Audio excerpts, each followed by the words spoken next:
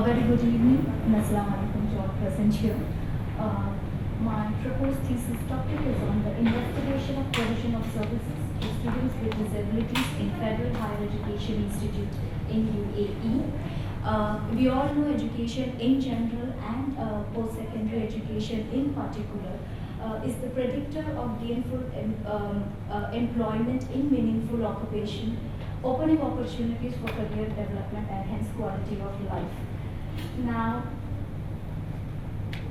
according to BUiD, globally we have about 1 billion people who have disabilities. Now, in Dubai, there are about 13,234 people with disabilities, and the number has been projected to reach to 17,753 by 2020.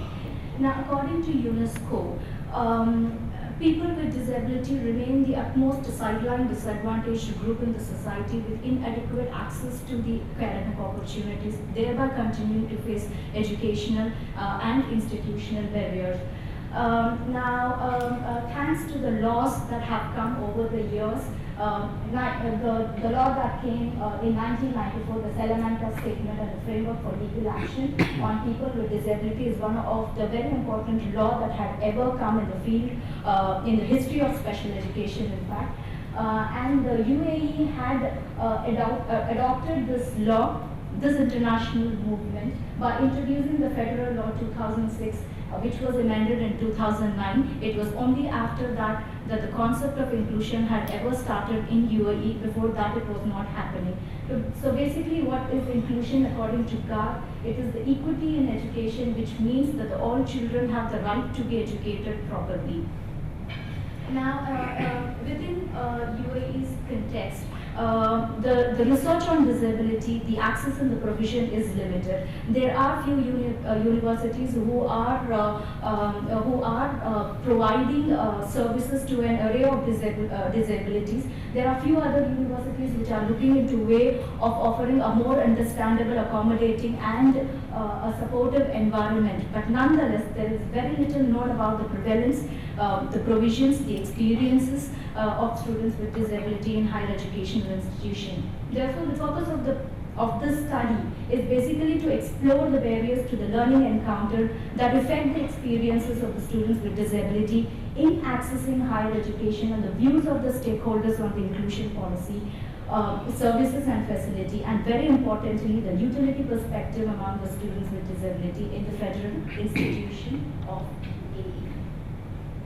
In order to achieve the purpose, I had taken three questions. I had kept one which I may or may not add depending on the review from the experts. What are the provisions and the facilities provided by the university for students with disability? What factors assist or hinder the university from supporting and accommodating students with disability? And what are the barriers encountered by students with disabilities in the institution of higher learning in UAE? And how significant is it? It is very important because it is challenging, it is taking into consideration the primary issue of the UAE education, which is actually challenging the other institutions to include students with disabilities. The need of the study. There's a very important need of the study. One is because there is a raise in the enrollment of the number of students in higher education institution. As a researcher, I could hardly find more than 2 studies that were relevant to this topic and which were and in UAE's context, and therefore this is going to throw a light on the current situation. The present study also attempts to explore the problems, and therefore it will also propose the implications of those problems. And finally, the policymakers could be using it to develop the policy or to even amend the policies. And also the research could act as a benchmark for many of the other universities to even to start a department, which we do not have now.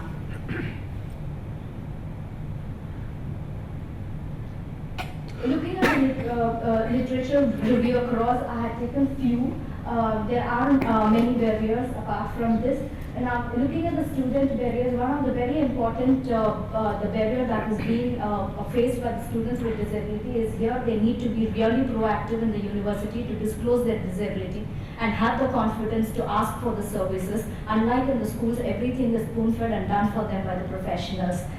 Looking at the institutional barriers, a question comes on the accountability as who is going to provide the support for the students, whether it is the head of the accessibility unit or the disability unit, or is it the faculty.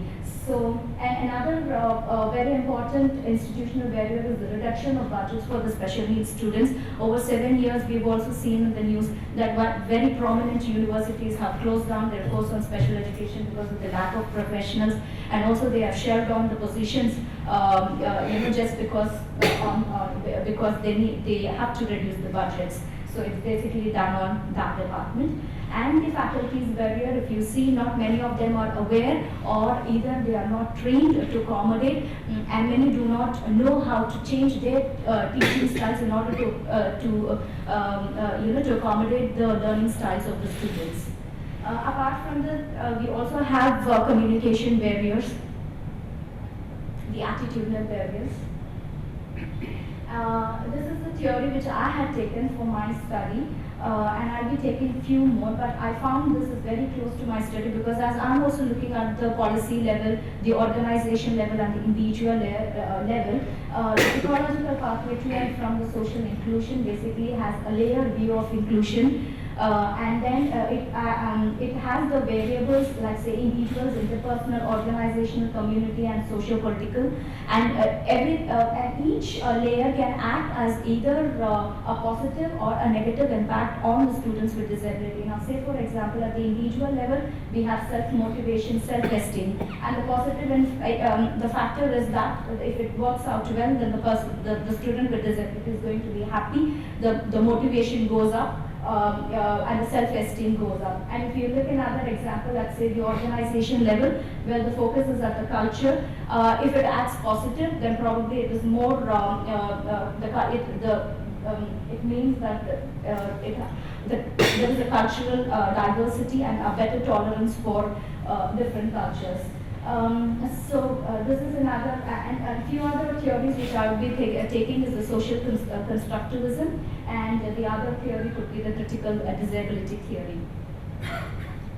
For the data source and the methods here, it's a mixed method. I'll be using both qualitative and quantitative technique, a survey in order to examine the provisions of the support services that have been provided. An interview will be conducted in order to understand the respondents' world, and also a focus group interview with the students, and observation will be done in the campus, say the hostels or the building and the library and the other areas.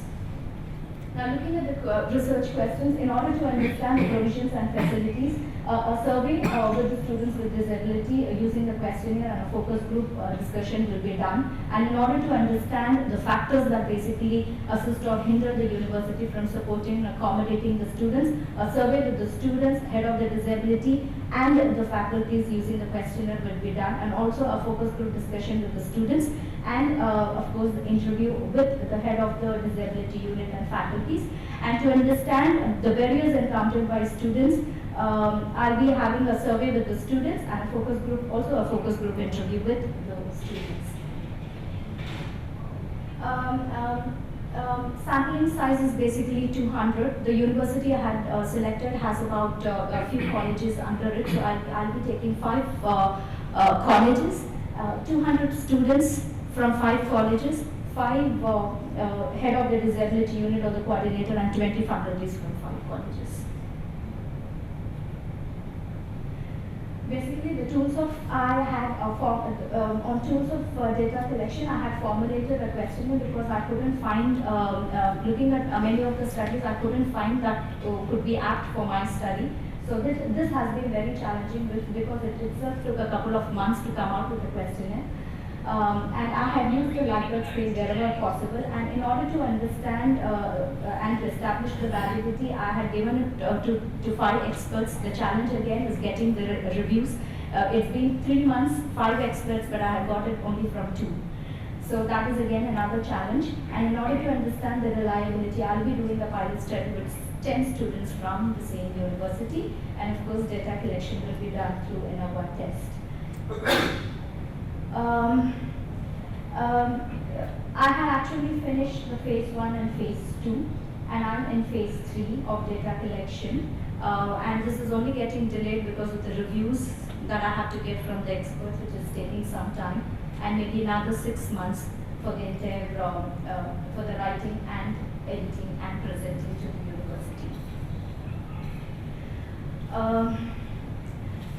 Basically, the study is to determine the extent to which the current educational system have integrated the education for all policy, and the challenges that they are finding, and the findings will also highlight on the experiences of the students with disability in higher educational institution, and which would give an awareness for the other stakeholders, of course, and also the role of the disability unit in the university, and not and at the last but not the least, the attitude of the educators as how happy they are having the students with disability, and how well they are trained and aware to even accommodate students with disabilities. Thank you.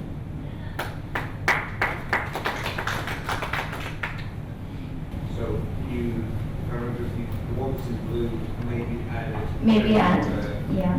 Because sorry, yeah, so my question, my comment is, I think that's quite likely because the second one is not really a research question. Okay. What are the provisions and facilities provided? That's enormously valuable for your introductory background, but it's not a research question. Okay. So when you've got your following slide where you've got the methodology that's linked to it, that makes perfect sense. My argument is not with the way you structured it. It's just that's not the equivalent of what you're then investigating below. So I think you're more likely to end up with 1, 3, and 4 as your research questions if they sort of get to that part. So that was more a comment about structure. My question is about is there an extent to which you consider you're talking about the way in which teachers will view and gauging their opinion and their understanding. Is there a view on your perspective about the possible implementation of your findings? It is of course going to throw a light on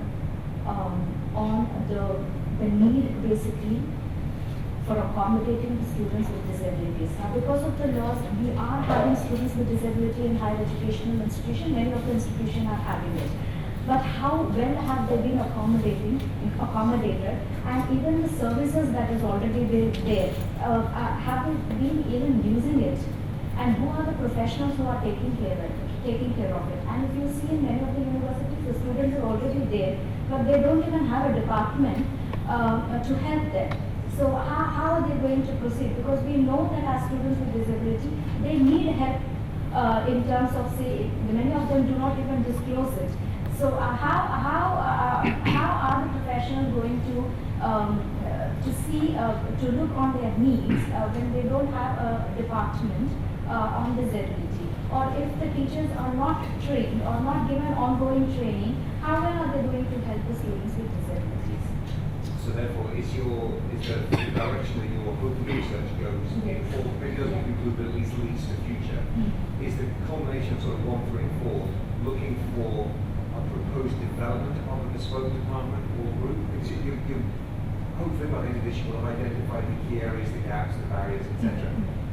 But is what I'm trying to get at is, will your research propose solutions or merely identify problems? It will propose solutions. It will, and as well as identifying. See now, there will, if anybody maybe reads it after the research is done, will understand that these are being done. See, the research I'm going to be doing, the university is well established and they have quite a good disability department, and who've been catering to more than 300 students right now. And it could act as a benchmark for the other universities to see as how well they can develop their department. So of course I'm going to take the ideas and I'm going to put in as what is available there. So the others can look into it and see that these are the available services and provisions and the challenges that they are facing. Are you at the proposal defense stage yet, or you've had your proposal defense? Yeah.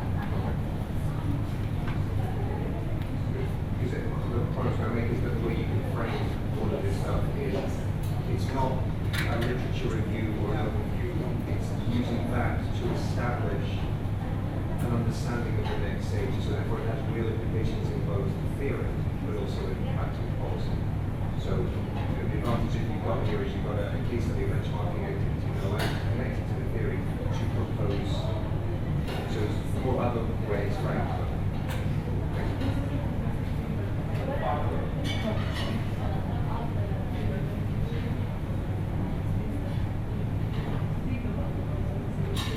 Particularly if you go to exactly what we were saying, particularly if you go to look at trying to publish, during at the end of this, you've got an opportunity because on the one hand it's, I'm providing an overview summary of existing practice in the that's valuable. That's right, but then what But next? what What's am I going to next? use it for? You can best use it as a series of the next step. Even if it's a comparative with others or it's benchmarked, it's something that publication will be much more attractive because it's a very new sort of area. That was really good. So, yeah, thank you very much.